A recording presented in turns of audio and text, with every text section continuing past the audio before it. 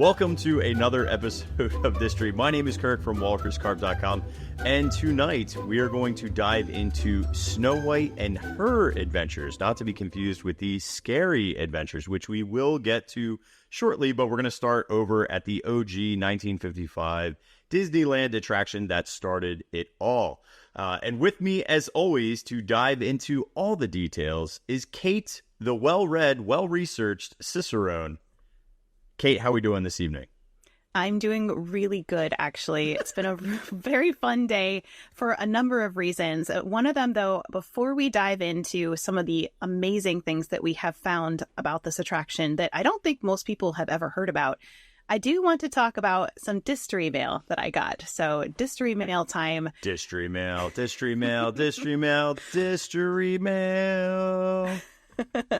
So I was contacted by someone on Instagram whose name is Jim. He's a former cast member who worked at the parks from 1989 to 1991. He's a third generation cast member.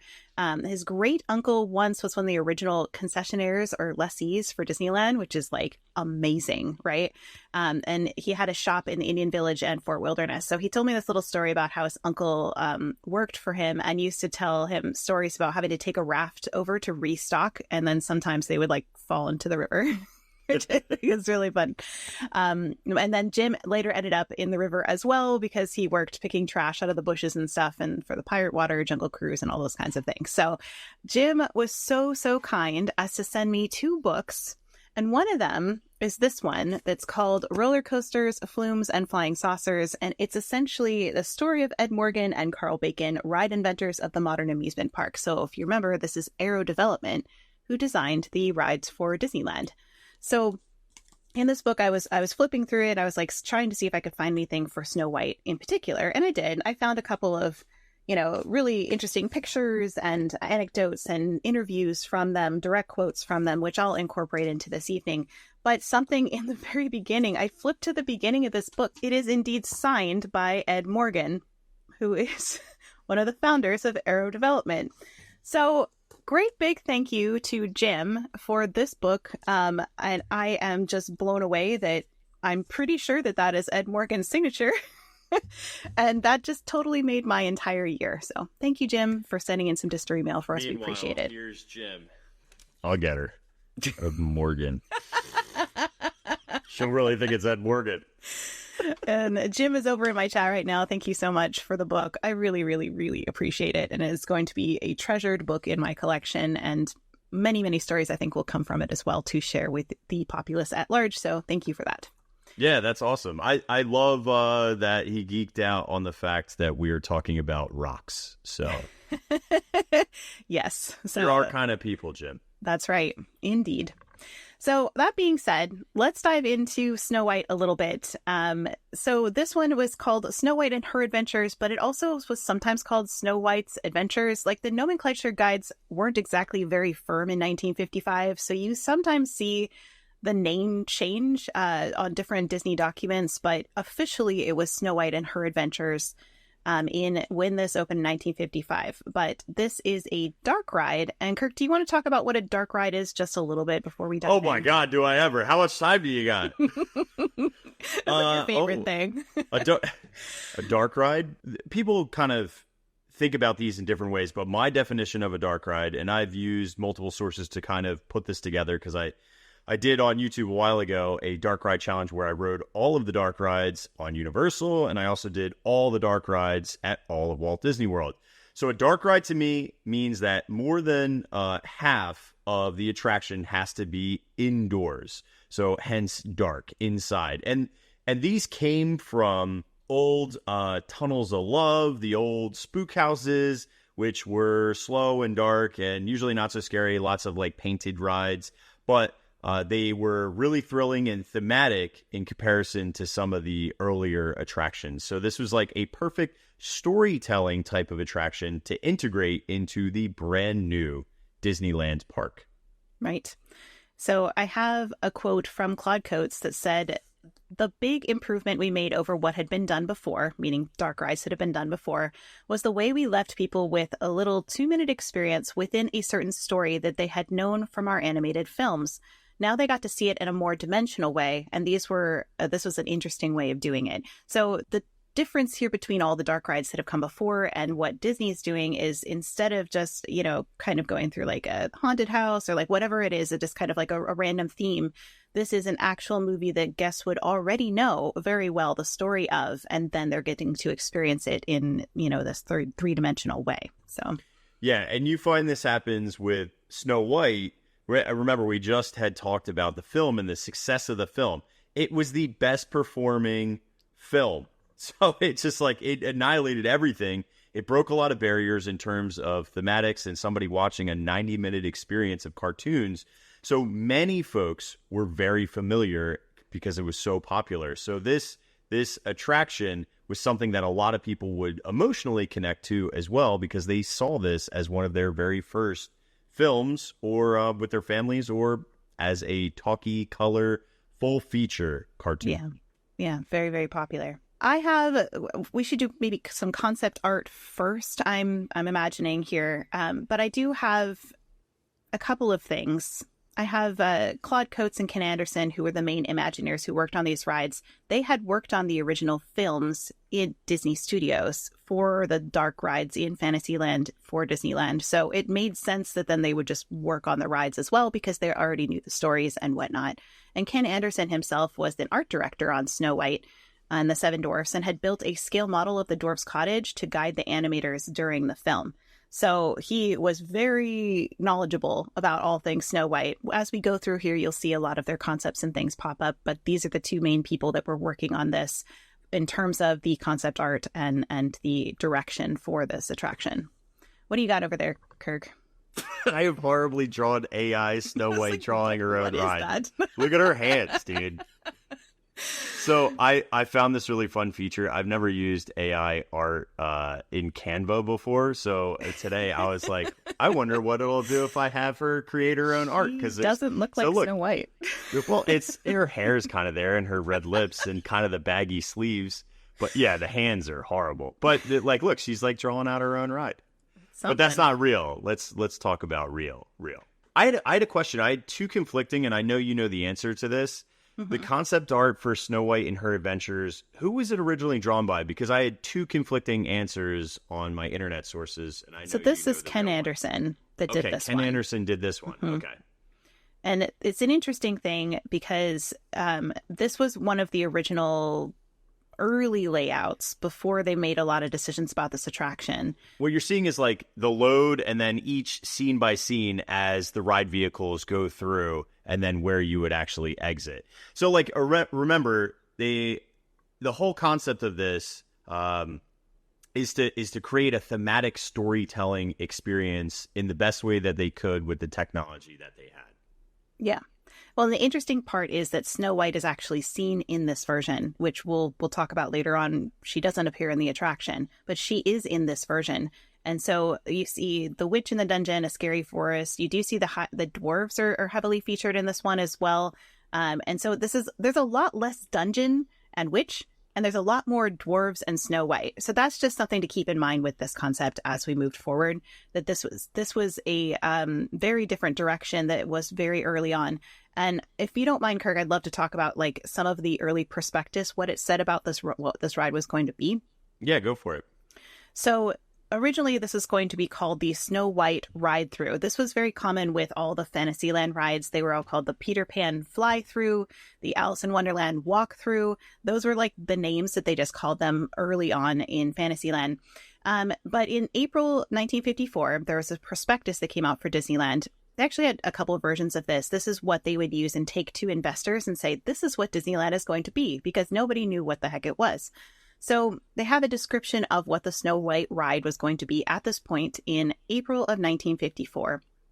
And it said, on the Snow White Ride-Through, you will be put in a little mining car. Here you'll go through the diamond mine and meet the seven dwarves, and they will sing hi-ho. A little further on, you'll meet Snow White, and behind the dwarf's cottage, you will meet the old witch, as she says, be my guest, have a bite of apple. All the rides will be scored with the music from the pictures. Now, in September of 1954, a couple months later, it did change a little bit at that point. At this point, they're actually constructing Disneyland, okay? So in the Snow White and Seven Dwarfs ride through, you will enter the diamond mine to the Seven Dwarfs in a little mine cart. While you're going through the diamond mine, you'll meet the Seven Dwarfs singing and working to the song of Dig, Dig, Dig. Further on, you will go through the forest and see Snow White, and from behind the cottage, you will see the old witch. As you go by, she'll offer you a bite of the apple, and there will be other exciting adventures in this ride. All the characters will be animated. So you can see at this point, they've got a little bit more ideas of what this would be, but it still looks more like this Ken Anderson concept. So I do want to also mention that all of these 3 rides that were in this area, there was going to be 4 because there's going to be Alice and that one got scrapped. But Walt Disney wanted each ride to represent a different emotional experience. So Mr. Toad was humor, Beauty was for Peter Pan, and then Snow White was drama. So that was what you were supposed to be experiencing. It was less about the storytelling from Walt Disney's perspective and more about the emotion that they wanted you to feel going through the ride. So keep that in mind too as we go forward. The way that they did this ride was really different than how they would do it now, because they already had this entire movie. They already had the keyframes for the movie. They already had the storyboards for the movie. So what they did was they just pulled storyboard frames from the movie to put together the ride. So they used the original 4x8-inch storyboards and concept sketches from the films to make all of these Fantasyland rides, which I think is just fascinating. Ken Anderson drafted storyboards that highlighted all the key elements of the story because he had worked on Snow White, and but his main focus was on creating the right mood, which was that drama, right? And he said that there wasn't a lot of pre-planning and artwork done on this ride. We mostly just went down to Disneyland and built it. We were just trying to get it done. Remember, Snow White had been done already as a feature film, and the look and the story and even the key scenes were already thought out. We knew the theme and we knew how much space we had, so we just devised a track plan and started in. So you can see Ken Anderson, I think, is the one holding the photo there in that picture. Now, this is interesting because this is actually, he's holding Peter Pan. So I think they're designing Peter Pan on this specific picture, but you do get to see the vultures from Snow White. Yeah. If you zoom in on his, like, where his foot is and stuff, it talks about mermaids and Skull Rock and those kinds of things. So that's definitely Peter Pan. So Anderson's pencil sketches were traced onto illustration boards. So I want to show some of these illustrations, these pencil sketches, before we look at what the illustration boards look like, because I did find some artwork for them as well. Yeah. So this was one gigantic piece of artwork that Ken Anderson did. So, like, imagine this as like a panoramic, right? So, like, this is the first frame, and we're going to move to the right as we go through. Otherwise, it's like one big old mess. So in the first, we see a mine with timbers on the left. Those timbers are going to be paramount for adding dimension later on in the attraction. We see a rough drawing, very rough drawing of the dwarves as they are mining away. And then we go and we see the cottage and an owl. We do see our vultures and some of the scary trees, but not everything just yet. And then we get our cast of characters, including Snow White, the witch. The huntsman is actually in here as well. Some of these things are just kind of like thrown together because this is like, okay, these are all of these different little elements and story pieces that we can put together into something that's really pretty. So, and eventually this mural does get made, which we'll show in a second. And then you see the witch. I love this. It's so sad that, like, the little bone stirring is not like a big paramount part. Right? I love the bone stirring. It's so cool. She's like making the potion and stirring. And then you have a raven up at the top. And then on the right is, I think, also a little scary part is the trees. The trees are a really cool part. And it also is nice that, like, we get a crossover too. We've talked about this before with the Haunted Mansion series about, like, ominous, scary, spooky trees. I love when they use this in their dark rides. Yeah, so. Those Gustav Tenggren concept that we looked at last week. Yep. And we'll talk about him again with the cast of character mural because of that. What was that word you just cast said? Of character mural.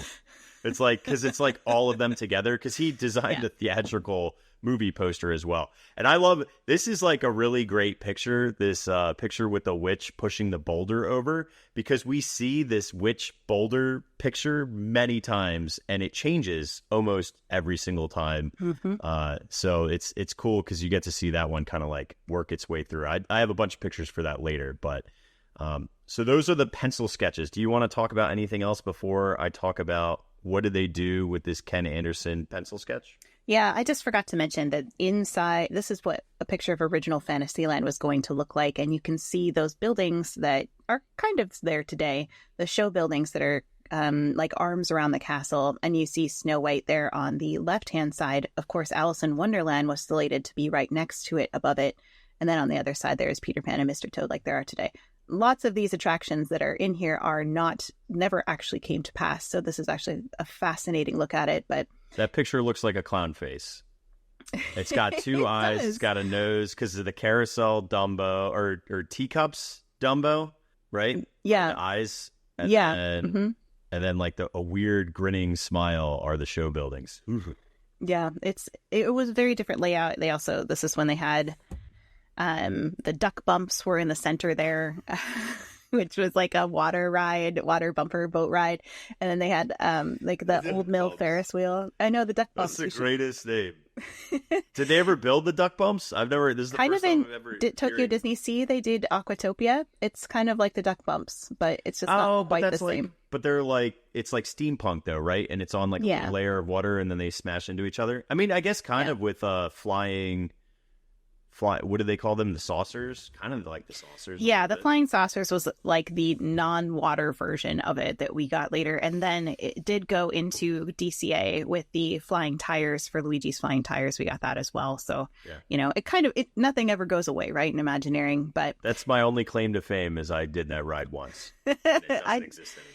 I don't know if I think I went on it once. I remember Elliot going on it and me like watching because I was holding our like baby son, and he was on it. And I was like watching him try to. I remember it was Mel and I riding that, and I remember just going, lean forward or we're not going anywhere. It was the most complicated ride system, It was really hard to move. I still think they should bring the duck bumps back. I think that would be really fun. So I need to learn more about duck bumps. This is my first time hearing it. I need a TikTok with duck bump full artwork and everything. See what I can do for you.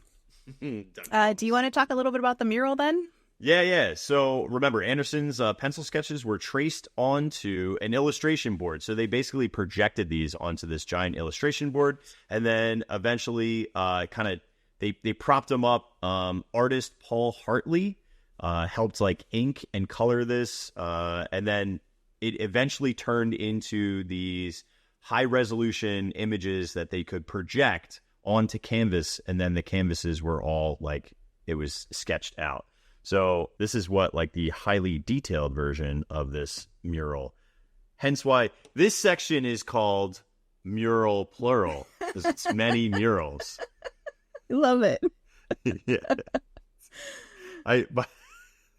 Anyway, so I love all this original art, even the black and white one. It's just so highly stylized. And remember, I told you I was going to bring up the witch quite a bit because you don't really notice a lot of the witch's facial figures here. It's really kind of obscured.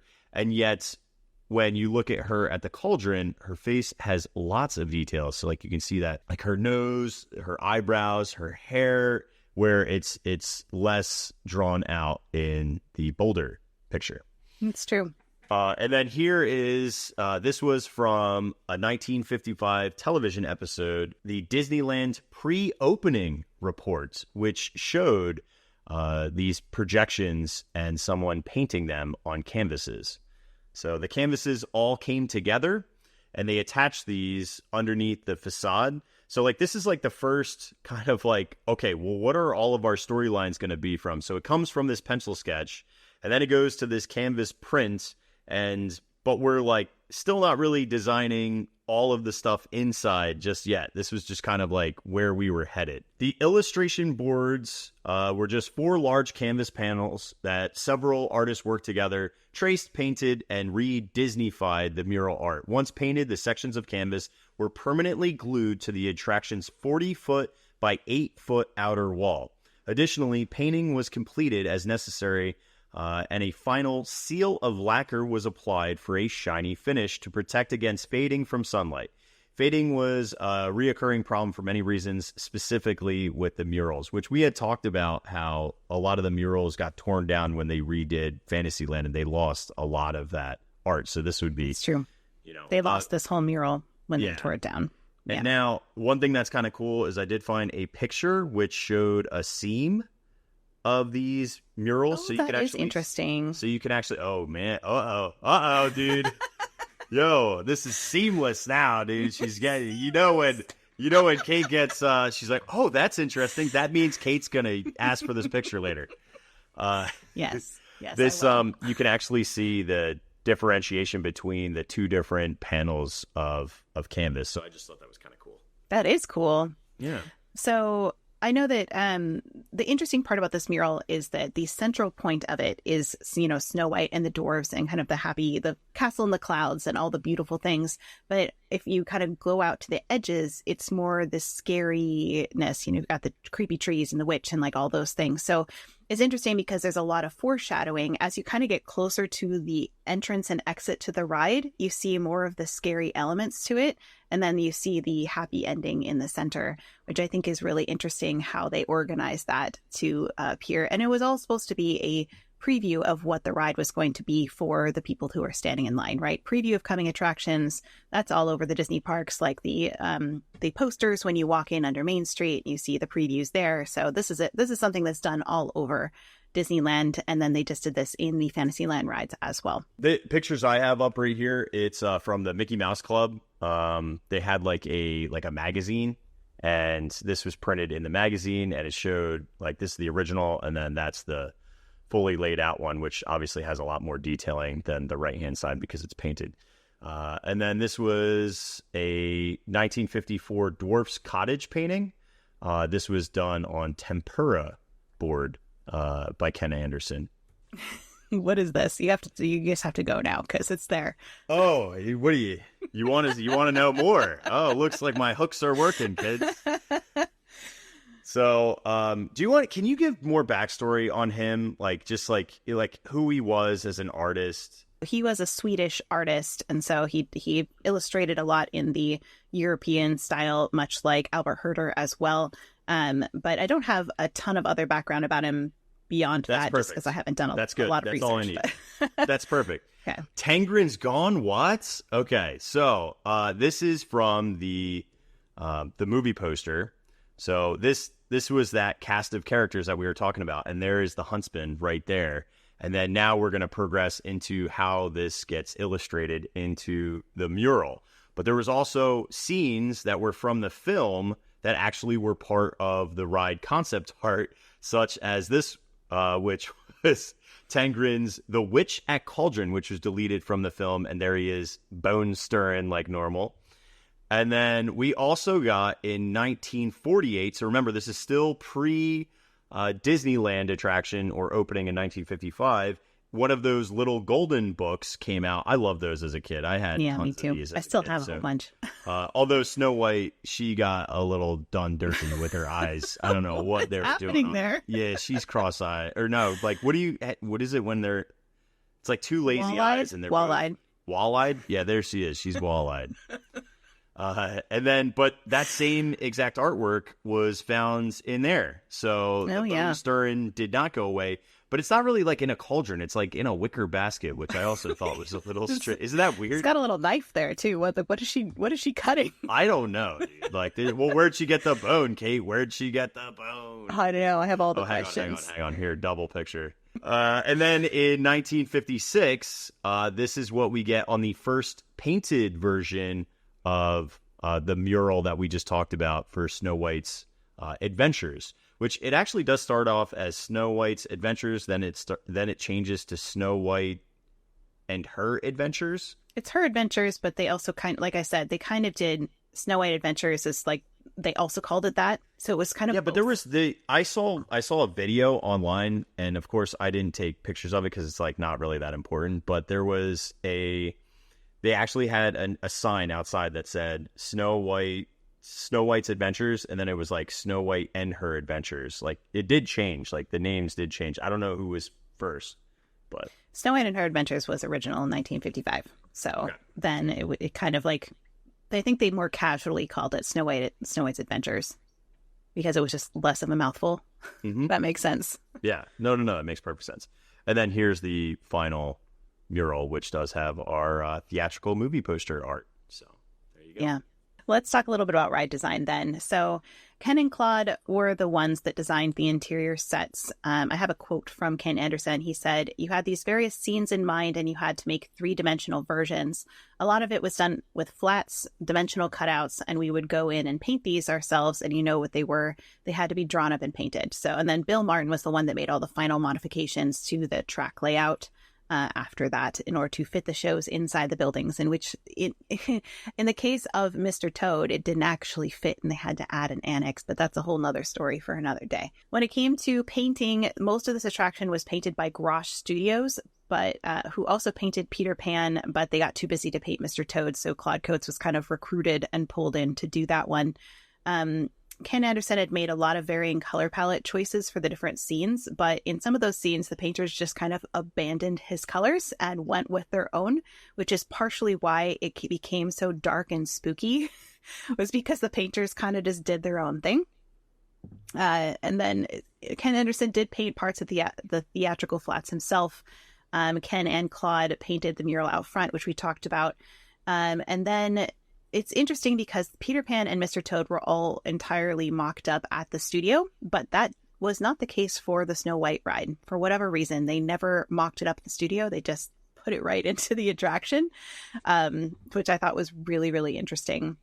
I also have a note about how all these Disneyland dark rides were inside these buildings that had very little ventilation because of the way that the spaces were delineated between these scenes. So the airflow was really bad in here. So at first it got like extremely hot inside these attractions. And so they had to end up like cutting holes and things to let the air flow through better, because it was not a good situation back then. I also have some notes about the inside doors. This is from this book, this one about from Air Development. They had all these inside doors between the scenes that we'll talk about when we go through it, but they operated by air cylinders. So Carl Bacon said they kept adding cylinders until they pulled the doors off, and Ed Morgan kind of like elaborated. He said, Disney used Stanley hinges, regular door hinges of all things, in something like that. Just like your house door hinges, the cylinders were mounted real close to the hinge point. It turned out that the cylinders were not strong enough to open the doors fast enough so the cars wouldn't hit them. They rushed downtown, bought some surplus cylinders, and kept adding them to the doors. They finally got enough power, they were uprooting all the hinges, and the doors were falling onto the track. So it was a lot of trial and error back then. Yeah, well, I mean, nobody had done these kind of things, so you're going to break a few doors. Yeah. So were you saying that Snow White and her adventures became a little unhinged? Thank you. I had to. Well done. That was a good one. And the other note I have is the innovative use of black light, which had never been used in attractions before. So this was very, very new technology at the time in 1955. And so Bill Martin said, ours were the first dark rides as such. It was my feeling that our first three rides in 1955 were original and kind of breakthrough. When we went back east to visit all these amusement parks, all we saw were the iron rides and midway attractions, but no dark rides like we were planning to use blacklight. So he's saying we were innovative in our use of blacklight for this. Interestingly enough, something that I don't think I've ever really thought about with the Disneyland Fantasyland rides is that incandescent light is used in the opening and closing scenes as a transition from outdoors to the really dark blackness of the blacklight areas. So it's made for a more natural transition from outside to inside. So Mr. Toad, you have like the Grand Hall area that's all incandescent lighting. In Peter Pan, you have the Darling Nursery that's all incandescent lighting. And then it transitions into the UV light, the black light on the inside, which I never really thought about until now. So here we are. Yeah. You know what's interesting is like when you leave the Haunted Mansion, there's all of those stained glass like windows while you're going through, which allow in like natural light to be a transition, and then you're out into the light. If you just left the Haunted Mansion, you'd be like, oh God. And like, even, yeah, I mean, I think I'm trying to think of any other, are there any Disney rides that you know of offhand where when you immediately exit, you're blinded? There's definitely like one or two. Well, I mean, Alice in Wonderland, with the addition that they put on, I think that Alice in Wonderland does that on its exit, both in the upstairs where you go through the POW doors and also downstairs after the exploding. But it would make sense in the form of story for that you would be kind of blinded by the light. Would make sense. Yeah. Well, upstairs you're supposed to be kind of that was where the original exploding cake was upstairs, and they would crash through all these doors, so the crash would be it would make sense for the crash. That's why you hear that goofy yodel. Just because it was supposed to be crash. Should I make a remix of it? No. It was it just reminded me of if we crash through the doors, we'll get Gretchen Wiener. They crash again. So anyway, yeah, I don't know if there's any others that I can think of, but most of them have some sort of transition tunnel. Even Small World has a transition tunnel where you kind of slowly ease into the light. Yeah, I'm even thinking of just gift shops kind of naturally do that as well, Mm-hmm. Even Dinosaur, right? You get out of Dinosaur, it's all that red light and yellow, and so that kind of helps because that's a dark ride. That is a dark ride. Yeah, you definitely have that tunnel, and Indiana Jones is the same way too. When you come out of the end of that, there's that tunnel that kind of eases back into the incandescent lighting from all the dark of the ride. So. Yeah, I think it's something that they use all the time to transition you so it's not an abrupt thing. Let's talk cars. Okay. Let's talk cars. Car talk. So Lightning McQueen, no, just kidding. This is the first concept art that I could find of the ride vehicles. Now, we don't actually get this, but it looks like you are going to be in a minecart with a dwarf actually on the front of each one of the carts, so completely molded to the front. And this reminds me of I wonder if they did this. This is just me thinking out loud because this says Dopey on it. Dopey's in the front. You know how they used to have to weight the pretzel system, and they would have that big old metal piece in the front so it wouldn't uplift itself? Do you know what I'm talking about? Mm-hmm. Do you think that's they were thinking oh, we should hide that if they were going to use that sort of ride system? Maybe, but they were this is such an early concept. This is Bruce Bushman who did those, we just saw with the duck bumps and stuff. That's all Bruce Bushman time. So these were so early on in the design process that I'm not even sure that is possible that they hadn't thought of how they were going to design the car yet, and they were only going based off of what they knew. So that's possible. Yeah. I'm just thinking in my head it wouldn't be unforeseen if they looked at other dark rides that existed, were thinking about what system they were going to purchase, and they didn't know about another possibility, because that's the big thing that happens here. There's a huge innovation. Yes, for sure. So this ride had they did this concept with Bruce Bushman, which they eventually simplified it to mine carts meant to look like they were carved by the dwarf. So that's the concept here, with a nameplate on the front instead of the dwarf on the front. There were 13 mine cars that were built by Aero Development. And interestingly enough, I have kind of some notes about the wheels on this car. Here's a picture of them. They only had a single seat that fit up to 3 people if you squeezed in really tight. So the wheels on this car were going to be industry standard and have steel wheels, which were very, very noisy at the time. So think of squeaking your way through the ride, right? But Walt Disney insisted that the wheels be silent. He said, "We're trying to tell a story in those rides. We need quiet cars." So Aero worked to design a car that was silent and also highly maneuverable. And it's interestingly enough, these ones did not, the picture you're seeing there on your side, Kirk, had a lap bar, but the original ones didn't. This is a really early on one. You can see that there's no lap bar at all. In fact, they did add a little rope to it eventually that would go against the opening so that would kind of keep people in the car. But that's all they had. It was just a rope hooked across the door. Well, do you have the gentlemen who were constructing it picture? Oh, yes. That's from your book. Yes. So this one is some of the Aero Development staff hanging out in the car as they were building them. And I do smoking and hanging out. I do have one of it, where they were building it. It looks like your front yard. If you're looking at, it's like a neighborhood. There's somebody's car parked behind it. Yeah. And they were still pretty small operation at this time. This was a big contract for Aero Development, even though they had built some things before. This was their biggest contract they'd ever gotten at this point. So this was on a single rail guide track, and I had a really interesting story about the cast members, how they would actually abuse these cars and break them. Basically, what they would do is they had a bad habit of hopping on the back rail of the cars and riding them like a shopping cart, which would cause the front wheel to lift up and derail and cause significant damage to the car. So I actually have a quote from Ed Morgan about it. He said, "We also had a problem with the Snow White cars that they had 3 wheels, 2 in the back and 1 in the front. This allowed you to go around very sharp corners, and those cars had a little step. It wasn't intended as a step. They gave us sketches for the shells, and we did the machinery to fit inside the shells we had made. The shell had behind the back seat a kind of ledge on it, which happened to be for the operating people when it came to the station, discovered that ledge, and they would jump on it and ride the cars into the station from the last door as they came out of the dark. The heavy guys would, with the leverage of their weight, lift the front end of the track, so the carriage that steered the thing was now running loose.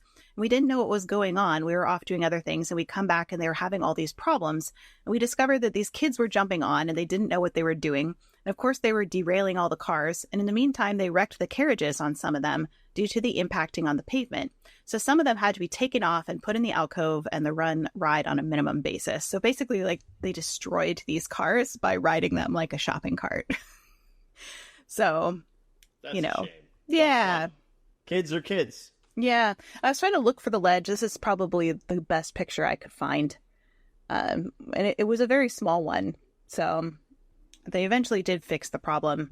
Because if you look at it in 1970s, you'll see these ones pop up. This is Disneyland, not Disney World. But these cars look more like what we have today. And that is because Walt Disney World's version opened up in the meantime. And I think they copied them both for ride capacity and safety and a number of other reasons. So you do see that pop up. So those are my car stories. I think that they're really interesting little carts too. I also have a great picture of President Nixon, probably Vice President Nixon at this point, riding Dopey. So the outside, we had done this before when we had talked about other Fantasyland dark rides, and then of course Dumbo, is that everything was like this medieval fair and tent facade. Now the one thing that you do notice out here are stanchions. So the stanchions were all, guess what? In the sun, kids. Mm-hmm. So if you were waiting for this for a long, long time, it was hot and it was sweaty because you were standing directly out in the sun until you got into the one row that would take you into the canopy. Now, one thing that I do think is pretty cool is that this seal does change a little bit from time to time, but I just think up close, it's such a cool looking like kind of almost like a coat of arms. Yeah. Snow White and her adventures, you know, because it's got like a rook almost base castle, and then there's a rose and a heart, and then doves or birds of some sort. Yeah, and there is a sign on the one I have that says admission is 25 cents for kids and 35 cents for adults. And I love this woman's skirt that is like a poodle skirt that has cats on it. I just really, really want that outfit. Sorry, that's a little aside. And interestingly enough, this must be a really early on picture, closer to opening day, because you see how yours has metal chain stanchions. Yeah. But mine has velvet ropes. So okay. I think the velvet ropes went away pretty quickly, probably because they couldn't keep them very clean, is my guess. Yeah. But I do know that originally they painted all of those chains and they had to touch them up every single night because they would chip really easily. And Rolly Crump said that they eventually realized they would not have hours and hours of labor every night for themselves if they replaced them with anodized aluminum. So that's what they did, and that's what they have today is anodized aluminum. I just watched your TikTok on that. Yeah. Well, because I that's like a random fact. Like, how do you can't do a full TikTok on that? Like, that's so I was like, I'll just throw it in this mess of other stuff, and there it is. Yeah, but cool. It's an interesting fact. I don't know. I like that. Yeah, it was fun. Oh, here's a signage piece that I found that says Snow White's Adventures. Now, I don't know why it said that particularly, and this had it as a D ticket. Now, was this at Walt Disney World? I'm not sure. No, that's Disneyland. That's Disneyland? Yeah, but you can see it's later on, because if you look in this one says C ticket here, and you think of D-Ticket wasn't added until later when they added more rides, right? But isn't that weird that it says, like, unless somebody just ran out of room in the sign shop for painting it, they just went with Snow White's Adventures versus... Well, this is what I'm saying, is that they didn't hone in their nomenclature guides until much later. Like, they didn't come out with those guides and be like, this is what you have to call this attraction every single time. It was so loosey-goosey early in the days. So well, people were riding on laps, so I think I agree with you. Yeah. So I think that's what this is just, whoever designed that sign, they said, we need a sign that says this. And they're just like, okay, Snow White's Adventures is probably what they called it, like colloquially, around the shop, and so that's what they put on the sign.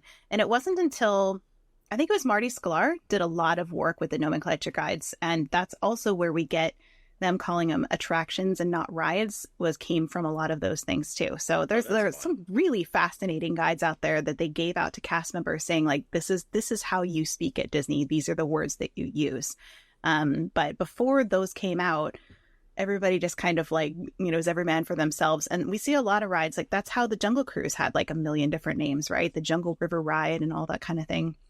Okay. And eventually that was sense. Formalized too. Yeah. So 2 other things I just like to point out on the sign, because they make me smile, is that we no cash is accepted on the ride, like meaning like people just were assuming they could walk up and just like pay at a register, but there's no registers. It's just like the ride attendants, which were somebody to make sure that the line was getting people on, and then an operator. That was it. So speaking of operators, the original ones in 1955 were dressed as Snow White. Oh, I love that so much. So by the way, I actually went down a little bit of a rabbit hole on the maintenance, like those control panels.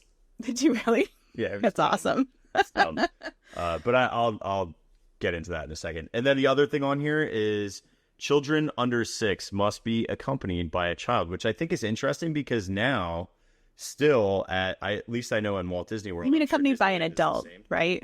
You said accompanied by a child. Oh, I'm so sorry. I dyslexic. Yeah, children okay. Under 6 must be accompanied by an adult. My bad. The in Walt Disney World, if you're 7, you can go on any ride alone, which is so weird to me. Like, that is the weirdest number. Like, I don't know any 7-year-old that I trust in the theme parks alone going on rides. No. Like, they don't ask where your parents are. It's just like, how old are you? 7. Okay. Have at it. You're good. Is that weird? I really think it comes from this older tradition of, like, parents would go sit on a bench and their kids would go run around and do stuff. Yeah. And so that was how it was back then. And I think it's just kind of carried forward, and they've never changed it and updated it for like the world we are in now, because I don't think most of us would probably have our 7-year-olds run around by themselves. Yeah. You know what the one thing that is nice though is that they have like systems like rider swap, because that definitely wasn't like a thing. You know what I mean? Right. So like rider swaps are awesome for parents who want to experience an attraction with an older kid or a different ride height. I think that's tremendous. Yeah. So I agree. All right. So can I talk about control panels real quick? You can. And okay. I'll pull up my cast member dressed as Snow White right next to it. Please do. So, okay. Oh my gosh. Hang on. Time out. So this is very exciting. That is an exciting photo for me. This is so lame. Okay. So if we notice in this black and white photo, as well as Kate's photo, the maintenance, or not the maintenance, the control panel has no coloration on it. It is completely flat black. So it doesn't like blend in. It sticks out, right? Like, it's obviously that's a thing to control the ride. And in fact, I got this picture of me when I was a kid and at Disneyland. Oh. This is, are you serious, dude? That's not me. It's some other kid. It took me a minute to be like, wait a minute. No, dude, the kid, first of all, this kid's a rock star. He has a Chewbacca shirt on, and he's got glasses. Yes. And this is from like the 70s or something. That's the 70s for sure. It's a great with ringer ride vehicle too. Yeah. Oh yeah, no, it's great. But we noticed. I could almost see you, but you weren't at Disneyland then. So no. I would totally, if this could be me, I would do it. I actually had a pair of sunglasses that looked exactly like that. They were awesome back in college. It was like a tortoise shell, like brown. They were great. They were ridiculous too. But if you notice, now we get a changeover a little bit later on where they actually do add color and rocks to that. Now that's on a later edition, but I just think it's fun to point out now because you had pictures of it now. So. Wait a minute. So look at this one that I have though, because this I think is 1950s, but look at the control panel. So, but you saw your original, right? Like go back to your one that's it's black on the sides. Yeah. This is the 1950s one. That's black on the sides. Do you know what I'm saying? So like that one is probably the first, right? If you want to get really nerdy, that's the first. Then pull up your last one you just did. That's the second with some like very simplistic rocks. And then it gets more three-dimensional when the mural gets touched up. Interesting. Isn't that funny? Yeah, rocks on a control panel, kids. Get excited. Rocks. You know really, how I love rocks. We really cover it all here. But yeah, it's like less three-dimensional. But yeah, I do love that. It is fun. Oh, that is so interesting. Yeah. I don't think I have looked at that picture, but I've always seen the cast member in costume, and I don't think I've ever looked at the control panel before. She didn't even exist. I was staring at that control panel. Also, do you think that's like the ticket, like little ticket taker thing? I don't think so, because that's where you That's where you enter the ride. So I don't think so. Wouldn't you because like the ticket takers were usually put it right there, or are they in the front of the line? They were closer to the front of the line usually. Okay. So what happened was in the Jungle Cruise, this comes from Bill Sully Sullivan. This was his story when he was a ticket taker in the Jungle Cruise. He said some of the other cast members would sometimes not tear the ticket because they're supposed to tear it and then like throw it in like the bin, right? Some of them would not tear them and they would throw them in the bin, and then they would take the entire like bag later and then give them out to their friends so they could go on free rides, which of course was not allowed. So I bet he probably did it too. So he might have. But I mean, come on, dude. You would admit that. They literally sent beer from California to Walt Disney World. Like, I'm pretty sure rules were pretty loose. Disguised as equipment for the Fantasyland rides. Yeah. Mm-hmm. So. Okay. Well, do you have anything else for like in the front entrance here, or shall we head on into this ride and see all the different scenes? Do you know do you know how many ride vehicles we had and 13. Dwarfs? Okay, so we had 13. Were any of these repeated then in terms of the dwarfs? Only because I think they were repeated, but I don't know for sure because I saw that look like Grumpy and they look a little different from each other, so I don't know. Okay, yeah, I don't know for sure, but I'll look it up. Not Nixon is Dopey. He's sitting in a car. Although Dopey seems to be like a central figure in this attraction. Like he's like the original jump scare in this attraction. So speaking of which, we should move into it. And it's interesting because there's not that many actual photos of this. Because you think of it, it's inside a really dark environment with black light, and the technology to take photos in low light was pretty bad back in the day.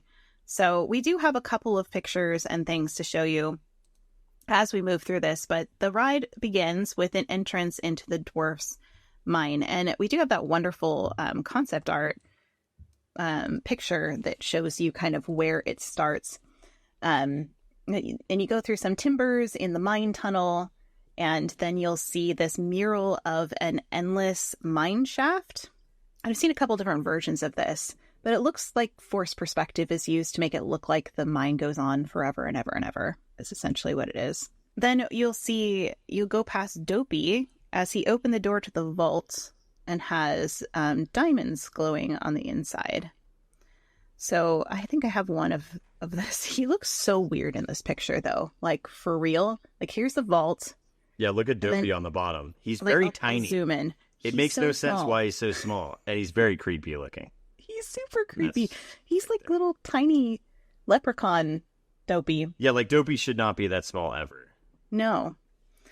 So they're heading into the mine. He's going past into the vaults, and then you'll see all the dwarves with their pickaxes. And there is some limited animation here where they would just like move back and forth.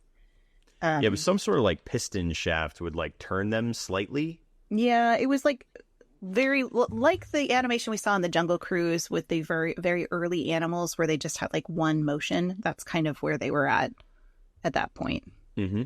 It wasn't like the audio animatronics that we know and love today.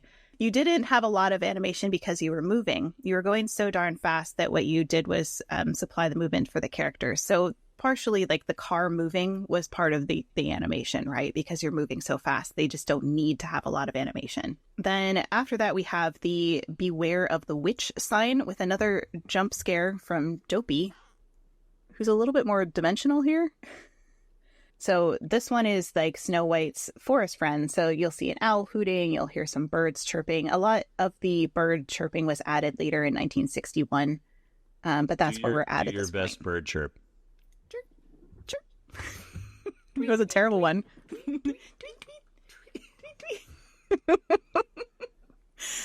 Rhonda would not be happy with me. That was terrible. Well, listen, it's for interpretation, dude. These are ride tweets. They're not real.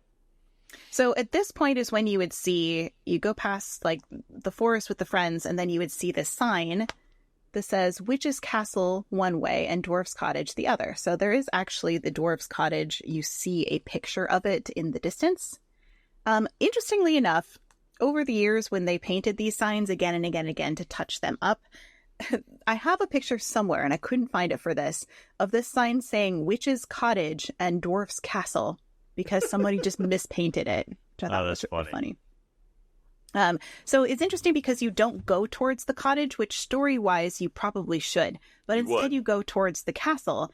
And so I was like, well, why do you do that? Well, that's partially because of the vultures that are overhead, which I have this fantastic photo of these vultures. They had the weirdest like mouths I found on that little video you sent me.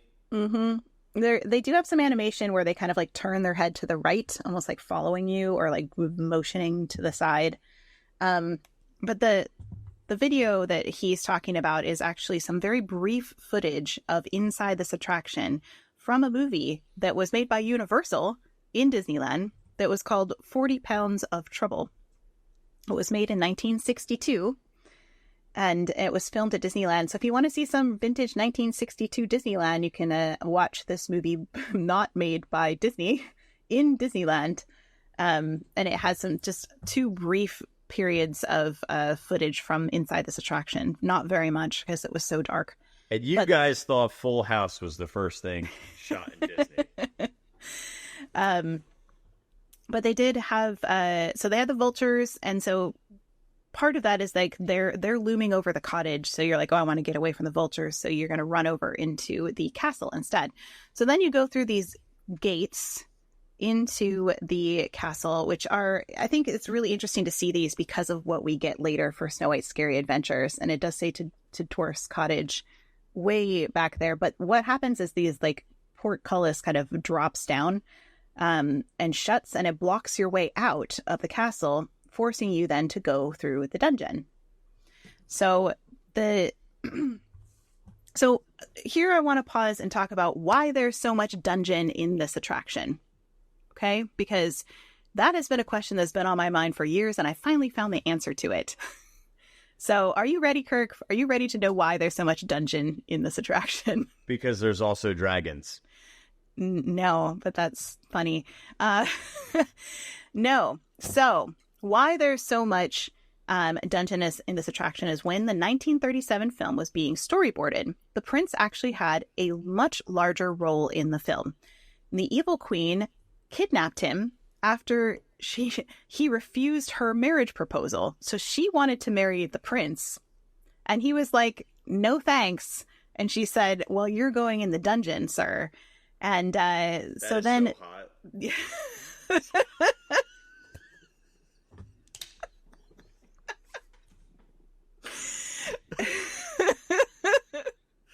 So I mean, you know, like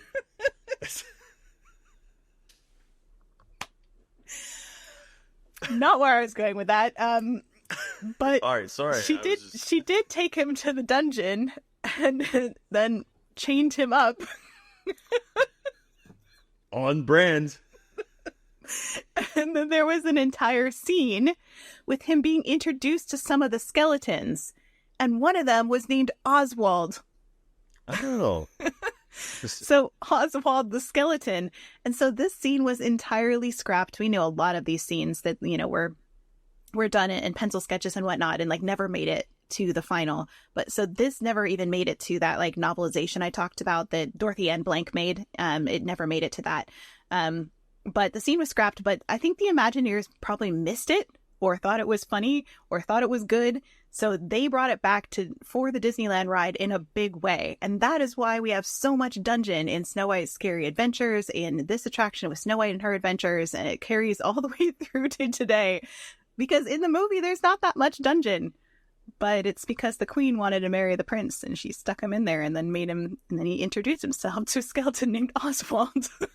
I'm going to give credit to Allie Beth on this one, but it is a good way to lock down a man. Allie Beth also says friend zoned or dungeon zoned. Yeah. Well, yeah. Make no bones about it. Yeah. This is going to a dark place. Oh, ooh, I like it. So we end up in this dungeon, okay, based on this original backstory that we never really got, this deleted scene from the movie where the prince is in the thing. And so I have this picture is... By the way, he didn't really mind. It wasn't that bad. So we do see the skeleton, who I'm going to call Oswald. You know what? I'm just going to go there. I'm going to call him Oswald, whether or not he was. But he was animated in that he would talk and he would say, go back, go back. So, okay. All right. I had that in my notes to ask you if he actually physically said that or if it was drawn somewhere. No, he said it. It was actually said. Well, and I have this lovely photo of these two children. What's with that, dude? That picture, I found that picture too. It's weird. Yeah. I was, the whole entire thing, I'm like, wait a second. You're telling me that somebody, first of all, took this, right? But it's such a weird staged, because somebody would have to be standing there, stage this, and have this happen. Oh, I don't like any of this. No, I don't like it either. But you can see a great picture of Oswald the skeleton in the background. So. This is how I feel looking at that thing. Yeah, it's an awkward picture of, for those of you who are listening, it's two children who are very much children who the boy is kissing the girl on the cheek and it looks very forced and staged and it's creepy, yes. But there's a skeleton behind that. And it's weird. It's weird because, again, like these dark rides, like there's a lot of history of dark rides and tunnels of love and all of those things. It's like a weird setup. I don't like it. It's like this weird Tom Thumb wedding stream. Yeah, not with kids. I can't. Nope, can't get on board. But there's a skeleton. I also have this really awful picture. Do you know how like when you used to actually take like flash pictures and stuff with like a real camera back in the day, and how you would just not, when you're moving too fast, you just like capture virtually nothing. So I have this great one of the skeleton's like pelvis and his arm. It's like, that's all it is. It's just that. Hang on, can you put it back up? Can you put it back up? So at this point, let's move on. So the guests are now being chased by the witch into the dungeon at this point. And so the witch is going to start her kind of like jump scares. Okay, this is like jump scare time for the witch. Her first one is kind of like this shadowy time where she shows up, but behind some like cobwebs, almost like a spider web, and she's a shadow on the wall, which I don't have a great picture of. Around the spider web area, there's actually an effect where guests would then turn, and then there was hanging strings that would simulate cobwebs that would brush against their faces.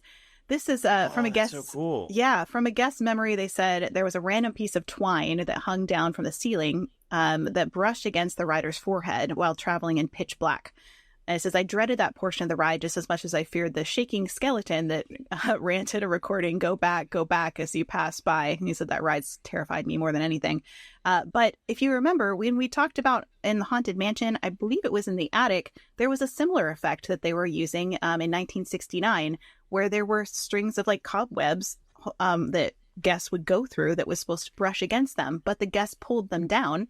And so then they don't exist anymore in the Haunted Mansion because of that. It is such a good and simple effect. I love it. They use that in Stranglewood Estates haunted house, and literally this lady in front of me while we were going through the haunted house this weekend, or actually yesterday, she goes, "Is something wet? What was that? It's string." It's creepy. Like, It no is thanks. creepy. Yeah.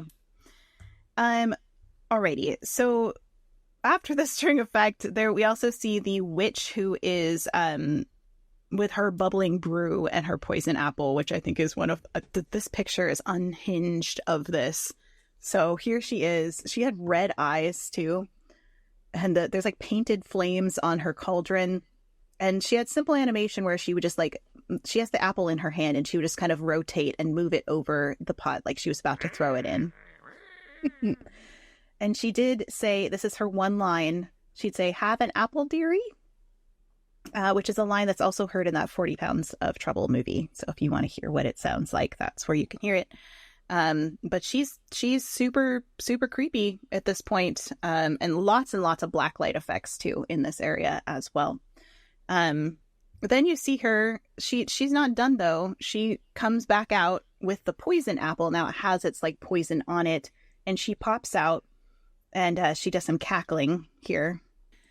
As Kirk would say, the hag cackle, but she is a witch. So Time out. I would say, or how about the evil queen literally says, "And old hags cackle." I know. She says it, bro, not But me. she's a witch. She's so clearly a witch. Yeah, she's terrifying. I know she's a witch, but she does use an old hag's cackle. So how do you escape the castle? You actually crash through a solid masonry wall. So this is one of those things where the doors would fall off their hinges. This would be one of those places. And then you crash through the doors into complete darkness. So terrifying, right? And then you start seeing all of these trees. First, they are just kind of flats that are painted. And then they actually turn into three-dimensional trees, which, of course, that Gustav Tenggren concept. And one of them apparently was 7 feet tall and animated from what I've heard. Its arms would go, But they're pretty creepy. They do have eyes and they mouths and all the things and arms. They remind me of the trees in Legends of the Hidden Temple that you would have to jam your arm into its mouth and pull a key out, which is so creepy. Oh man, that brought what back was so memories. crazy about that whole entire thing is that there was a dude in there. So like, Right? you're reaching in and like somebody's either handing you a key or there's literally you're hitting his head and they're wrapping their arms around you. Terrifying. Man, that just brought back so many memories. Mm-hmm. I do have this as the original model for this, the scale model, and you can see the track is just this line here. Okay, so at this point, then you see you've gone through a whole bunch of scary trees for a long time, and then you're going to see the witch in the cottage doorway. So we have the whole cottage here. I actually do have a picture of it illuminated because the cottage was illuminated. It's not a great picture, but it is a picture of it illuminated. And you can see the witch would pop out of this door and offer the guests a poison apple. And so Claude Coates was the one that mostly did the atmosphere in this room, which he's kind of known for doing more spooky atmospheric kind of staging. So that makes sense for that. And then after that, we head on over to the finale, which is, she looks so terrifying in this. Do you see her? I'm going to zoom in on her face because it's something. The witch is up here with a boulder. And she's pushing it over on top of the guests because you're kind of the main character in this ride. Remember, I don't know if we actually talked about it, but Snow White doesn't appear anywhere in this attraction because you're supposed to be Snow White. And that was because Walt Disney wanted it that way. And that was true of all the original Fantasyland rides, even though George Whitney said, you know, people are going to be confused. Like, guests are not going to get that. You need to put the main characters in them. And they're like, no, it'll be fine. And it wasn't fine. People were really confused, but here it is. So anyway, the witch is pushing the boulder over onto the guests. And it's relatively terrifying. And that's pretty much how that ride ends. So it was terrifying for guests. Claude Coates said, "We got some letters about the witch scene in that ride. Walt never seemed to mind. He thought that children would sometimes have to learn that things were scary, you know." I agree. Yeah, but they did eventually add a sign out front that said, "Beware the Wicked Witch." This attraction contains scenes in which the witch appears. Small children may be frightened. And you can see this sign actually shows up now. You can go see it at Disney Studios. This same sign is here in the archives where you can go see it. And I did. Love that. Yeah. But do you have some more thoughts on the witch there? Oh, I've got witch thoughts. Where my witch is at. Let's talk about it. Ken Anderson's original witch. So this was like a concept art that was done in 1954. So this is obviously like where we're landing for our grand finale. But it, again, changes quite a bit. I told you about that mural where it doesn't have a lot of definition on the outside. And then back in 1958, they redo the mural, and then she looks completely different, and you can actually see a lot of the characteristics and detail of her face. So, like, on that mural, it's like nothing. You can barely see her nose and an eye and some lips, and then now she has much more... I mean, even her nose, because her nose has that, like, distinctive bend, where this one is just like a straight triangle. Oh, yeah. And eventually, we get some upgrades as well to our 1955 storybook, Witch with Bone, to the 1981. Ooh, she's a lot more specifically animated in this. Love it. So yeah, and then what do I got? This is what I found, a picture of kids coming off the ride. They loved getting crushed by a rock. It was awesome. Well, yeah, they were probably going on the ride. They probably weren't getting off there. But I forgot to mention that they did have like a simulated bolt of lightning, and then the witch would like be screaming and her demise. So it was clear that she like was done for at the end, but it was still terrifying. And interestingly enough, when they added this ticket in the 1970s for the C ticket, you'll see it says Snow White's Adventures, and then they put next to it in parentheses, they put scary, to try to warn people that this was a scary attraction. I love that. Because it was terrifying. I would say that this is Disney's scariest ride that they've ever created. Full of it. Full of it. Full of it. This is the scariest ride right here. With the two kids in the car. Yeah. I still disagree with you. Scariest ride ever made, Alien Encounter. I'll put money against Snow White. No, because I have been in Snow White Scary Adventures by myself in that tree room, and I swear it was the most terrifying. After all the jump scares from the witch, I was like, I will never ride this again by myself. And I have never said that about any Disney ride ever. So but did you cry? Did I cry? And I was shaken. I was really scared. I watched grown adults cry as they left Alien Encounter while I was buying merch and going, this was awesome. And yeah. I'm like, what's wrong with him? It's like a grown man. I just have a couple quick notes about some updates that were added in 1961. They made some updates to the tree branches. They added some dimensional tree branches. The mine timbers were added then. The chirping birds, the fluttering leaves. The evil trees were individually lit at that point, so they kind of like refreshed them, and then they had new... Yo, they were lit, bro. They were lit. Yo, those trees were lit. Sorry. And they also had new remechanized witch figures installed, and then, of course, they got the new mine cars in 1970. So there were some little updates that happened along the way, but generally from 1955 until the 1983 remodel, this was what you saw in this attraction in Disneyland. And I think that's where we roll to a stop for this episode. Screech? Can we screech to a stop? Screech. Because the wheels actually didn't screech, but the witch was like cackling? I don't know. Cackle to a stop. Cackle. Just roll this boulder down the hill. I was trying to incorporate Oswald's pelvis, but I can't. I don't have a good one.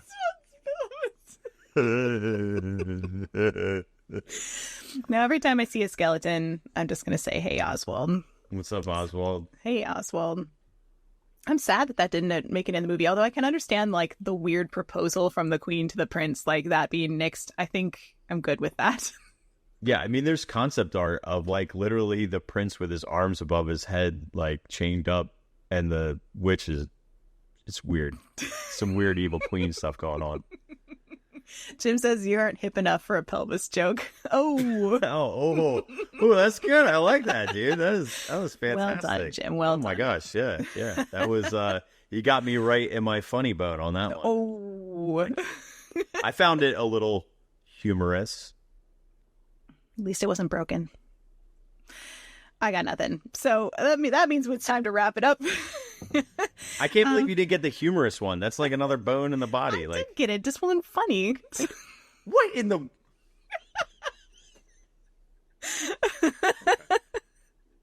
On that note, we need to end this now because I'm over it. I'm just kidding. It was a little funny. I laughed on the inside. It doesn't have to be funny. Not everything's funny, Kate. All right. Well, thank you everybody for joining us for this episode of Distory. We hope you learned a little something about the original version of Snow White and her adventures in Disneyland, or Snow White's adventures, depending on what you want to call it at that point, because apparently it didn't really matter. Kirk, do you have any final thoughts before we wrap up here? I will never, ever, ever, ever, ever, ever, ever call her the witch.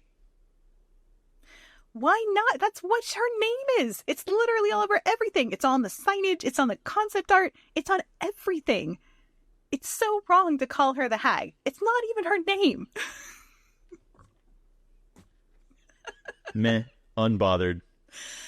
I'm so bothered by that. So bothered. Zero bothered. Can't even. This is right up there with you not watching Apple Dumpling Gang. I can't, call yourself a historian. Come on. I refuse. Okay. And I will one day. I will find my smoking gun. No, you won't. And I've literally showed you all the things that there's have a said couple witch things on them. that you haven't found. I got to go Indiana Jones on this and uncover something. For real, though. Okay. All right. I agree with you. She's the witch. But she's also the hag. She has a laugh of a hag, but she's a witch. Her name's the witch. She's called... Okay, on that note, thank you everybody for being with us for this episode. We really hope you laughed along with us and had some fun as well. And we'll see you next time as we tackle Snow White's scary adventures. Ooh. Watch out. The witch is coming for you in that one. All right. See you, everybody. Thank you so much for being with us.